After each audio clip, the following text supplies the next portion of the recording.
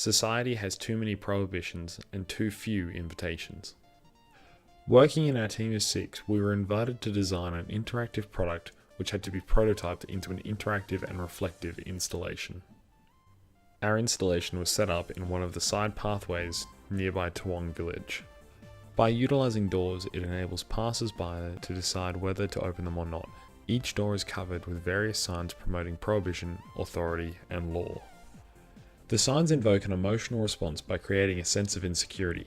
It achieves this by visually displaying restrictions through signs such as "Caution, do not open, alarm will sound," "Private property, no unauthorized access," and "Try me."